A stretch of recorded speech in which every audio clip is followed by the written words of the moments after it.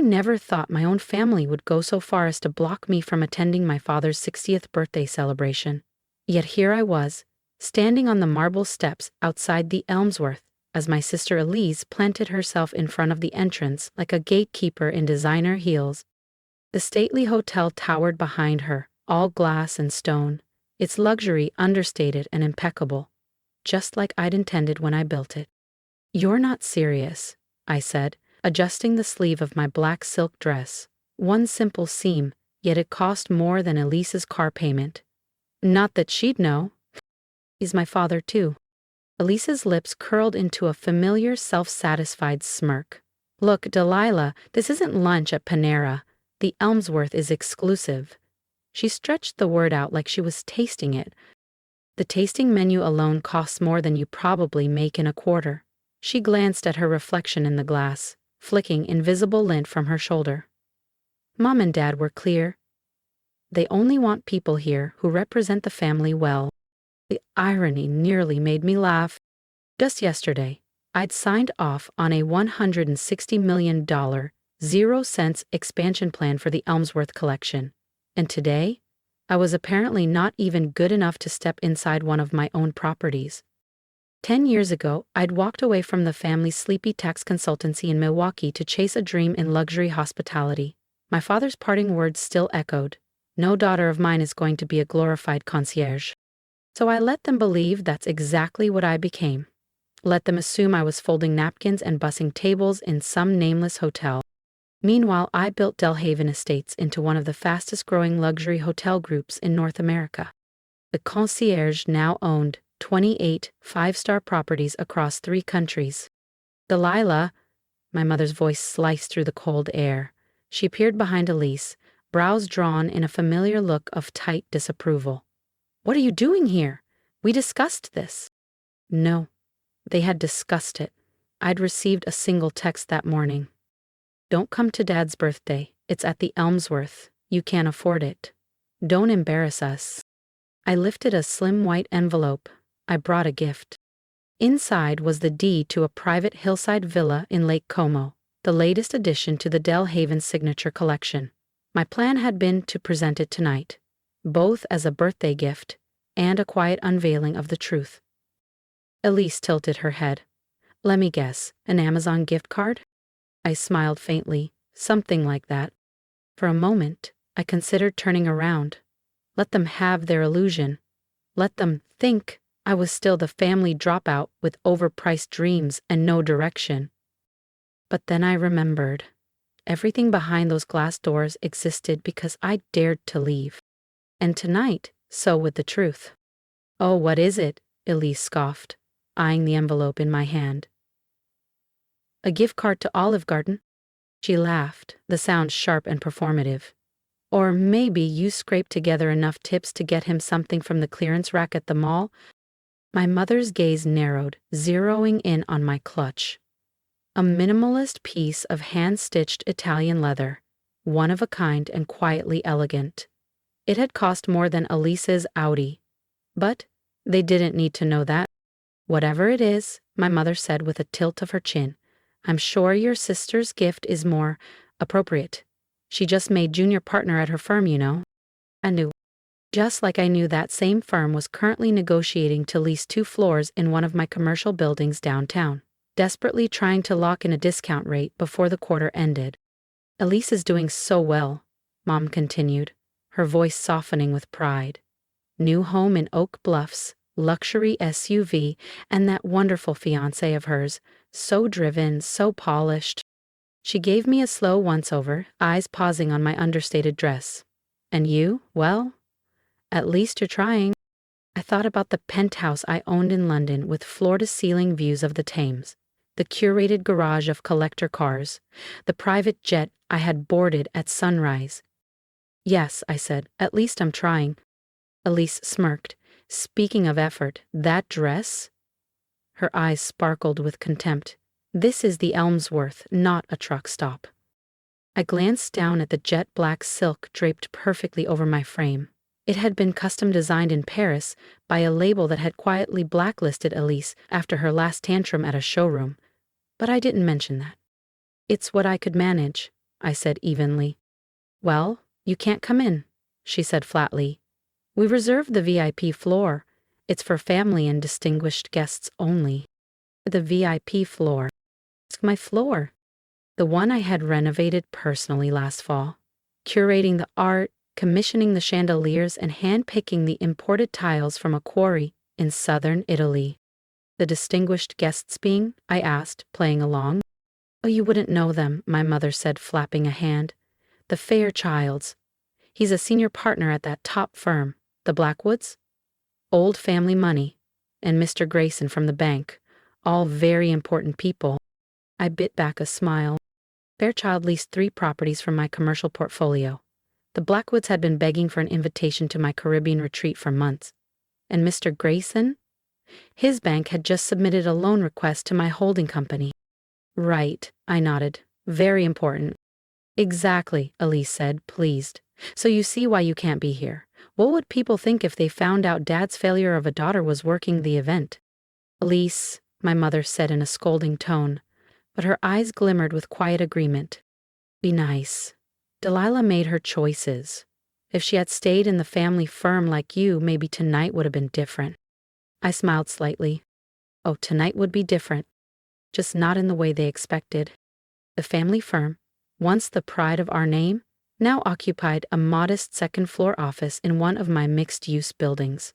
They were always late on rent, always requesting just a little more time. I never denied them, but I never gave them discounts either. Just then Charles appeared at the entrance, adjusting his tie with that nervous energy he always tried to pass off as confidence. What's taking so long? Everyone's waiting for. He stopped mid-sentence when he saw me. His face tightened like a pulled string. Delilah, didn't expect to see you here. Clearly not, I said, my voice cool. Charles just made vice president, my mother said quickly, grasping for control of the conversation. She rested a hand on his shoulder like she was presenting a trophy. Junior vice president, I corrected gently, my tone pleasant. I knew his exact title because the bank he worked for handled some of Delhaven's smaller vendor accounts. Charles's jaw shifted. Elise shot me a look of pure irritation. Well, still more impressive than whatever it is you're doing, she snapped. What is it now? Assistant manager at some cafe chain? I thought back to the board meeting I had left earlier that morning, where we reviewed final documentation for the acquisition of Charles's bank.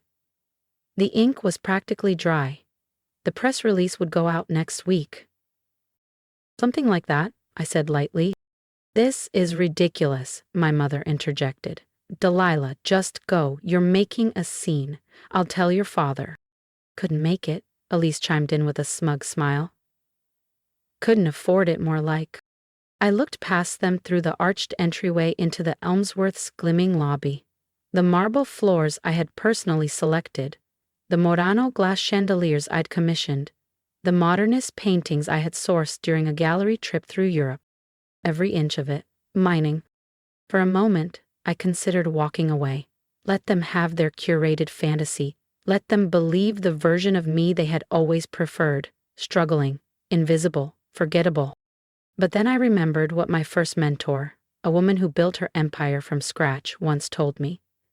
Success means little if you can't look someone in the eye and own it. I stood taller. My heels clicked against the granite as I stepped forward. Actually, I said quietly, I think I'll stay. Before my mother could respond, the glass doors swung open with a smooth hiss. James stepped outside, tall and composed in his tailored suit. He'd been with me since I bought my first fixer-upper inn 7 years ago. Is everything all right, Madam CEO? His voice carried with effortless authority. Your usual table is ready, and Chef René delayed the tasting menu for your approval. The silence that followed was bone-ting. Elise's lips parted in shock. Her blush now looked clownish against her pale complexion. My mother gripped the brass door handle, knuckles white. James, I said, smiling warmly, perfect timing.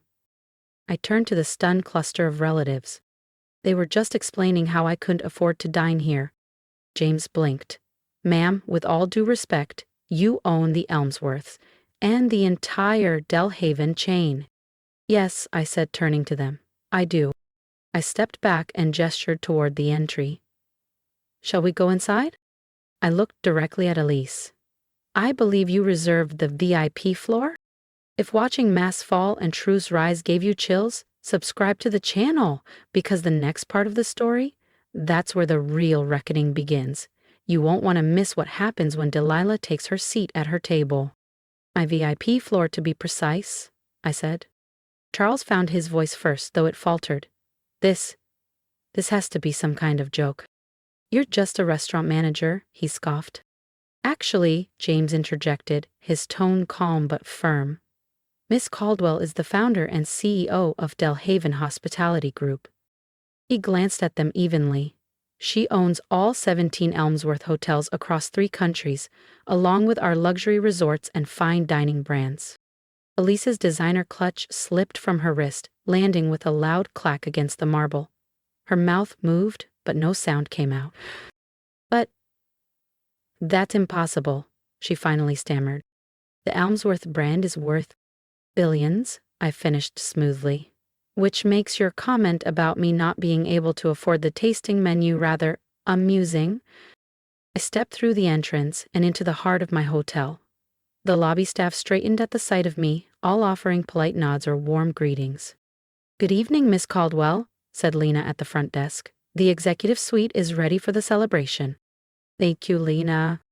I turned back toward my family, who still hovered in the entryway as if passing the threshold would rewrite their version of reality. Coming? They followed in stunned silence, eyes sweeping the marble floors. The bespoke lighting, the art installations sourced from my private collection. Suddenly, they were seeing everything for me, for the first time. But your dress, my mother finally said, her voice unsure. It's so simple. Custom, I replied casually. Paris, around 30,000 if I remember right. I stopped checking price tags years ago. I led them to the private elevator, removing a sleek black keycard from my clutch. Unlike Elise's dress, I added, glancing at my sister, which I believe is a knockoff. Valentino hasn't released that line yet. I know, I was at the private preview in Milan. The elevator doors opened into the VIP lounge, where the birthday celebration was already underway. The room hushed as we stepped in. Delilah, my father rose from his seat at the head of the table, his brow furrowed in confusion. What are you doing here? Your mother said you couldn't afford it, I offered, finishing his sentence as I walked toward him. I reached into my bag and handed him the envelope containing the deed. Happy birthday, Dad. I hope you don't mind me crashing the party in my own hotel. Your hotel, a familiar voice interrupted. Mr. Grayson from the bank stepped forward, his eyes wide. Miss Caldwell, I had no idea you were connected to the Thompsons. He looked between me and James with dawning realization. We've been trying to schedule a meeting with you for months regarding that financing proposal. Delilah owns the Elmsworth? Another guest asked. It was Thomas Fairchild, the attorney leasing 3 of my downtown properties. My God, James, he added, turning to my father, your daughter is the mystery CEO who's been quietly acquiring the best real estate in the city. My father sat back down heavily, all color drained from his face. All this time, he whispered, we thought you were just a glorified waitress. I smiled faintly and raised an eyebrow. No, Dad, I just kept my head down while I built everything you said I couldn't. Your words, I believe, I said, watching my father's face pale, from the day I left the family firm to pursue a future in hospitality. But why didn't you tell us? My mother demanded, still gripping her string of pearls like a lifeline. Would you have believed me? I asked, voice quiet but unflinching. You didn't believe in me 10 years ago, when I asked for your support. Why would I share my success with people who only measure worth by last names and bank balances? I paused, my gaze sweeping the stunned room. Though by that metric, I suppose I'm worth more than everyone here, combined. Elise sank into the nearest chair, her face drained of all color. The villa in the south of France, she whispered. The one I tried to book last summer, the one no one could get into. Mine, I said calmly. Just like the office building your firm is struggling to lease, Charles, and the resort membership you've been waitlisted for, Mother. Delilah, my father started, his voice uneven, We save it. I raised my hand. I didn't do this to humiliate you, though I've been humiliated plenty over the years. I did this because I'm tired of shrinking myself to protect your egos. I turned and addressed the room. Please, enjoy the party. Everything tonight is on the house. My house. I began walking toward the elevator, then stopped and looked back at my father. Oh, and the envelope Elise refused to let me hand you? It's the deed to a villa in Tuscany, one of my most exclusive estates. Consider it a birthday gift. From your failure of a daughter. The next hour felt like stepping through an alternate timeline. Suddenly, the same people who'd barely nodded at me during past family gatherings were hanging on every word I said. The Blackwoods practically begged for a second chance at that resort membership. Mr. Grayson cornered me to revisit his bank's loan application. Meanwhile, my family sat like spectators in a stadium that had turned on them. Elise's fiancé disappeared shortly after overhearing that her future partnership depended on leasing an office she couldn't afford. Charles kept pacing near the bar, thumbing through his phone, likely updating his resume. My mother drifted from group to group, oscillating between silent tears and theatrical stories about how she'd always seen potential in me. It would have been comical if it hadn't been so painfully transparent. As the celebration quieted, I stepped out onto the terrace for a breath of cool air. My father was already there, staring at the city skyline. He didn't turn when I approached. These buildings, he said, pointing across the lights. How many do you own? Enough, I said, joining him at the railing. Including the one the family firm operates out of. He nodded slowly, eyes fixed on the horizon. I was wrong about you, Delilah. So terribly wrong. Yes, I replied. You were. He looked at me. Can you ever forgive us? I thought about it. About the years of silence, the dismissals, the laughs behind closed doors. Forgiveness isn't really the issue, I said. Respect is. You never respected my choices. You only respect what's proven. I smiled faintly.